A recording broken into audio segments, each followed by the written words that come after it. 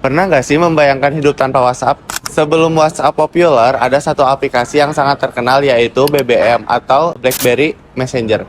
Karena itulah BlackBerry pernah menjadi smartphone paling populer di dunia. BlackBerry sendiri adalah perusahaan teknologi asal Kanada yang didirikan pada tahun 1984. Perusahaan awalnya berfokus pada teknologi komunikasi data nirkabel. Pada tahun 1999, RIM meluncurkan BlackBerry 850, perangkat pertama yang menggunakan merek BlackBerry dan memiliki fitur email terintegrasi.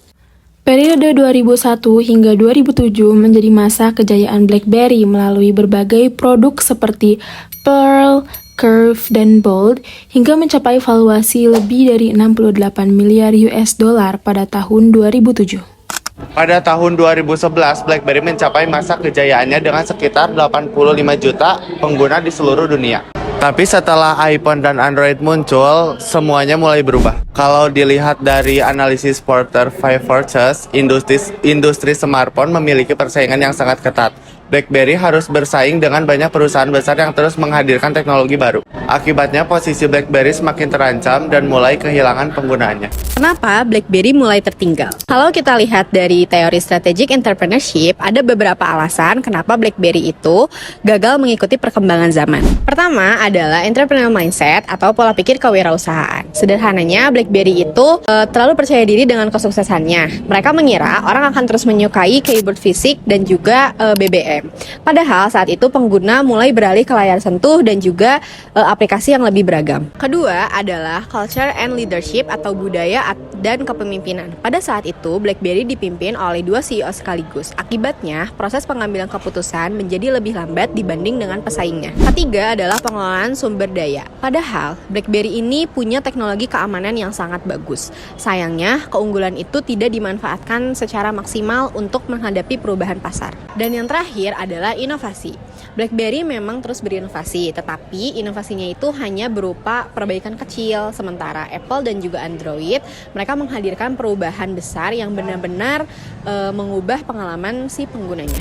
Mengapa perubahan itu gagal? Dalam teori managing innovation, ada beberapa penyebab utama kegagalan BlackBerry. Pertama adalah innovator's dilemma, di mana perusahaan ini nyaman dengan kesuksesan yang mereka miliki, sehingga sulit untuk menerima perubahan baru. Yang kedua adalah disruptive innovation, di mana iPhone dan Android membawa teknologi yang benar-benar mengubah cara orang untuk menggunakan smartphone, namun BlackBerry tidak menyadari hal itu dengan cepat. Selain itu, BlackBerry terlalu fokus untuk memperbaiki produk lamanya dibandingkan dengan menciptakan produk-produk yang lebih baru.